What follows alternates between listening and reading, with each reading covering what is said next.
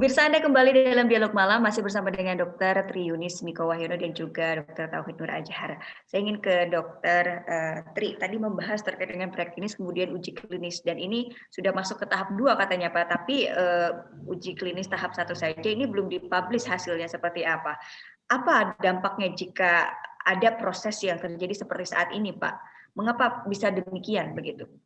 Jadi uji klinis fase 1 kalau itu buat Indonesia saja silakan aja.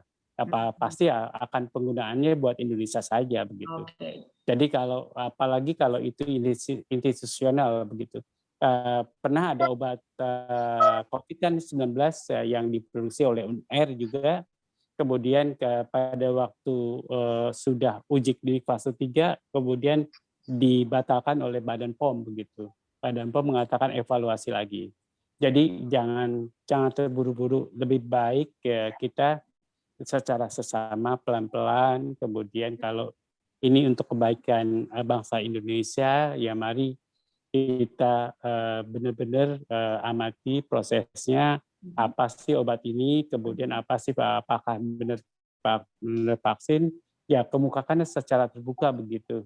Jangan semuanya tertutup, kemudian seolah-olah udah uji di fase 2, kemudian uji di fase 3, kemudian kalau sudah kayak obatnya, kemudian didaftarkan POM, ke POM kemudian harus mengevaluasi lagi. Jadi menurut saya jangan tergesa-gesa, kita bicara buat kepentingan bangsa ini, kalau bisa ya terbuka, lebih baik terbuka akan mendapat masukan yang baik. Kira-kira begitu. Saya ingin tekankan lagi, artinya vaksin Nusantara yang digembar-gemborkan ini memang ditujukan untuk COVID-19 ya Pak ya? Ya bisa, begitu. Artinya bisa. Ya kan, artinya kalau itu tadi diimputasi dengan plasma dan antigennya atau virusnya sendiri pasti bisa. Sel dendritik itu sel yang sangat bersifat umum begitu. Jadi dia akan bekerja sama dengan messenger RNA di dalam tubuh, kemudian ya ada pengenalan di dalam tubuhnya. Kemudian ya kalau diimputasi bisa, kalau nggak diimputasi nggak bisa. Kira-kira begitu. Oke, saya ingin ke Dr. Tauhid. Dr. Tauhid, artinya berarti apa bedanya ini dengan vaksin Sinovac? Ya, jadi kalau dilihat dari bahan ataupun materi dan mekanisme atau prosesnya, kan Sinovac itu saat ini menggunakan virus yang dimatikan, inactivated virus. Jadi seperti disampaikan oleh Pak Tri tadi, bahwa ada materi yang memang berasal dari virusnya gitu ya. Jadi virusnya ini memang whole virus gitu. Jadi satu virus yang memang utuh dimatikan sehingga tidak lagi menimbulkan kondisi patologis, tetapi bisa menimbulkan kondisi respon imun. Jadi artinya bisa memicu sistem imun kita untuk bereaksi gitu, tetapi tidak lagi menimbulkan hal-hal yang bisa membahayakan. Ini kan juga banyak ya di masyarakat. Ini kalau kita dimasukin vaksin yang isinya virus, nanti kita malah jadi sakit lagi, gitu ya kurang lebih. Nah ini ada yang juga cukup menarik, yaitu yang dipergunakan AstraZeneca itu juga menggunakan adenovirus. Jadi adenovirus itu dititipi gitu ya materi genetik dari SARS-CoV-2, nah, diambil dari salah satu bagian yang bisa mudah dikenali gitu, dan dimasukkan ke tubuh kita menggunakan virus juga. Tetapi adenovirus ini adalah virus yang relatif sangat lemah sehingga tidak menimbulkan terjadinya kondisi-kondisi yang berasosiasi dengan kondisi sakit atau patologis. Ini juga memasukkan virus. Ini saya juga nanti tentu akan banyak pertanyaan. Ini kok kita dimasukin virus sih? Nah ini, tetapi ini tentu saja karena tadi disampaikan oleh Dr. Tri, yang terpenting sebetulnya adalah kehati-hatian dan juga pembuktian. Jadi evidence gitu. Yang terpenting sebetulnya adalah evidence base, ada buktinya. Ada dua hal sebetulnya yang sangat diperlukan apapun bentuk vaksin ataupun obat. Yang pertama tentu adalah efikasinya, artinya apa benar metode tersebut bisa meningkatkan yang namanya imunogenisitas, artinya memang bisa memicu atau menimbulkan sistem kekebalan kita, ini yang disebut dengan imunogenisitas. Terus kemudian yang kedua, tentu saja yang paling tidak kalah penting adalah safety.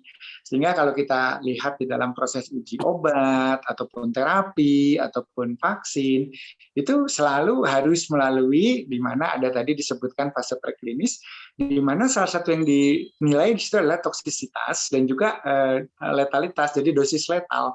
Jadi dia itu menimbulkan tidak hanya sebetulnya efek yang bisa kita harapkan sebagai efek terapeutik atau efek perlindungan gitu ya, seperti vaksin gitu, preventif, tetapi juga harus dilihat di samping efek baiknya tersebut, bagaimana efek buruknya. Toksisitasnya itu terjadi pada dosis berapa, di berapa lama munculnya. Kan kadang kalau akut nggak kelihatan, tetapi nanti kronik atau subkronik atau bahkan beberapa tahun kemudian, misalkan ada mutasi dan sebagainya.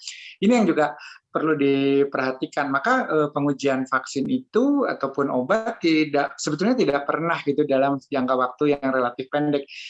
Mungkin kita juga perlu tahu ya bahwa dalam kondisi normal sebetulnya untuk mendevelop satu vaksin itu bisa sampai 6-8 tahun gitu, karena tahapannya memang sangat hati-hati gitu ya. Jadi artinya efek yang dilihat bukan hanya sekedar efek akut 1-2 hari atau 1-2 bulan, tetapi juga kita ingin lihat efek jangka panjang, karena walau bagaimanapun materi biologis ini kan berinteraksi ya di dalam tubuh kita gitu ya, dan respon tubuh kita juga bisa sangat bervariasi gitu kan. Kalau dilihat di manusia tuh macam-macam. Kalau obat itu ada hipersensitivitas, bisa menimbulkan reaksi anafilaktik, bisa juga mungkin yang jangka panjang, atau mungkin juga hal-hal yang ditemukan sebagai varian individu yang disebut dengan idiosinkrasi. Nggak semua orang cocok gitu terhadap satu zat. Nah ini yang perlu dilihat. Nah ini nanti kalau sudah dilihat di situ toksisitasnya bagaimana, jadi meracuninya seperti apa, kalaupun ada sifat yang arahnya ke arah meracuni misalkan.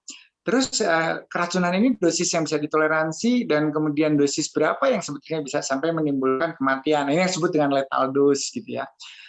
Kan bahaya kan kalau misalnya waduh dikasih sedikit saja sudah bisa memicu misalkan kerusakan organ yang fatal, ataupun bahkan tadi sampai kepada kematian. Makanya dicari dulu lethal dose di tingkat hewan uji atau hewan coba. Lalu kemudian setelah itu sebenarnya baru kita beranjak bahwa efektivitasnya ya di dalam efek terapeutiknya gitu. Jadi nanti dilihat di situ, oh iya benar tadi sudah disampaikan oleh Pak Tri ya, bahwa Sinovac itu di Indonesia 65,3% misalnya. Ya beda-beda, di Brazil angkanya juga berubah gitu ya, dari capaiannya itu agak menurun gitu, karena kemarin rupanya ada beberapa faktor atau metodologi yang perlu direvisi gitu. Di Turki juga, kemudian kelompok usia kan juga mempengaruhi, sehingga kita menggunakan sekarang data untuk EUA kita yang lansia itu justru menggunakan data dari negara lain, bahwa ternyata digunakan di kelompok usia tertentu aman, alhamdulillah, pada faktor komorbid tertentu aman. Nah ini yang saya kira ini bukan pekerjaan yang bisa diselesaikan dalam waktu yang ngebut gitu, karena kita membutuhkan tadi sekali lagi kehati-hatian, dan kemudian juga banyak faktor dan variabel yang tentu harus kita pertimbangkan secara masak. Terutama memang ini berlaku pada metode-metode baru ya. Memang dalam kondisi pandemi ini kita banyak inovasi, banyak terobosan, dan itu juga satu hal yang baik, tetapi tentu tidak dengan kalau bisa tidak mengabaikan gitu ya faktor-faktor yang kemudian bisa kita harusnya sebetulnya bisa kita kontrol gitu.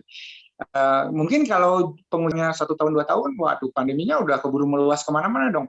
Ya ini makanya kita sekarang ada bantuan juga di dunia teknologi kedokteran dan farmaseutical ini dengan pendekatan bioinformatik atau riset in silico namanya. Nah, tetapi tentu saja riset-riset in silico berbasis modeling atau simulasi ya dengan teknologi informasi kan punya keterbatasan ya, karena walau bagaimanapun ketika tadi kita berbicara tentang interaksi di dalam tubuh manusia itu sangat kompleks gitu ya. Ada sedikit perbedaan enzim, ada sedikit perbedaan profil genetika gitu ya, ada kemudian pengaruh dari faktor nutrisi ataupun lingkungan yang kemudian tidak bisa kita samakan, tidak bisa kita kontrol. Setiap orang yang jumlahnya jutaan itu punya kesamaan variabel pengaruh itu kan berbeda-beda gitu, sangat dinamik gitu, sehingga ini yang mungkin ketika dimodelkan juga belum sepenuhnya bisa merepresentasikan Nah, tapi dalam kondisi saat ini, saya kira juga memang ini adalah satu hal yang berlaku kedaruratan gitu. Nah, pemilihan protein yang dikenali misalkan kan orang juga ini surface protein termutasi atau tidak gitu, karena memang ada beberapa data gitu sekarang kan ada beberapa varian nih ya, ada yang dari Afrika Selatan, yang kemarin rame itu dari Inggris gitu ya, terus kemudian yang apa namanya 641G itu D641G yang cepat bermutasi itu juga kita sudah ketemu waktu itu di UGM, teman-teman WGS-nya, whole genome system-nya, sequence-nya ketemu. Ini ngaruh nggak pada imunogenisitas, pada pengenalan terhadap vaksin? Nah, ini yang juga terus dipantau gitu, karena kalau kita tadi memilih beberapa protein antigen sebagai pengenal atau epitopnya dari sebuah mikroba patogen, ini kalau bisa yang stabil, dan kemudian kita juga mengenali beberapa segmen sekaligus supaya kita punya pengenalan yang lebih broad spectrum gitu. Jadi kita bisa mengenal kalaupun ada mutasi di 1-2 segmen gitu ya, ada point mutation atau bahkan mungkin frame shift gitu, seperti kemarin tuh di ORF 7-nya sama di open reading frame 7 sama open reading frame 3A dan 1B kalau nggak salah, itu juga sudah mulai ada perubahan dari virusnya. Kita masih bisa kenal secara keseluruhan gitu. Jadi perubahan dikit-dikit, warna set mobilnya sedikit berubah, ada penyok di kiri kanan, plat nomornya diganti misalnya gitu, kita masih bisa kenal kalau secara umum misalnya nomor sasisnya itu kita lihat masih belum berubah gitu, STNK-nya masih masih bisa kita lacak, kira-kira seperti itu. Nah ini saya kira perlu desain yang, dan tadi saya pendapat sekali dengan Pak Tri, jangan terburu-buru, sesuai dengan kaidah ilmiah, tahapan-tahapan metodologisnya jangan di skip gitu ya, jangan dilompati, dan tadi juga keterlibatan tidak hanya ditentukan oleh 1-2 elemen gitu, melainkan juga tadi kalau memang mau diterima secara global, saya kira juga harus terbuka dan melibatkan semua stakeholder yang kemudian harus semestinya punya akses untuk menentukan kelayakan sebuah obat ataupun vaksin ataupun model terapi. Saya kira itu. Oke, saya ingin ke Dokter Tri. Dokter Tri, vaksin Nusantara ini kan tadi dijelaskan bahwa menggunakan sel dendritik yang bersifat individual. Lalu apakah hal ini akan memperlambat proses vaksinasi secara atau yang sedang dilakukan saat ini untuk membentuk herd immunity? Jadi kalau vaksinasi itu nama lainnya imunisasi ya. Kenapa disebut imunisasi? Karena tadi yang diharapkanlah imunogenisitas dapat menimbulkan imun tubuh kita bereaksi begitu. Jadi kalau sel dendritik tidak bisa menimbulkan reaksi imun begitu. Jadi mutasi pada plasma dan antigennya itu baru bisa menimbulkan reaksi imun begitu. Jadi sebenarnya vaksin Nusantara itu kalau disebut vaksin juga itu tidak secara langsung begitu.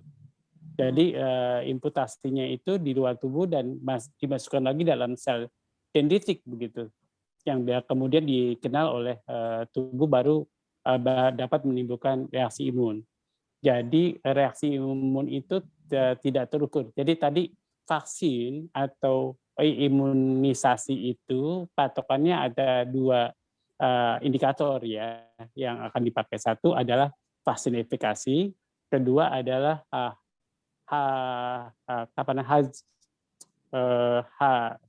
efek yang tidak diharapkan begitu.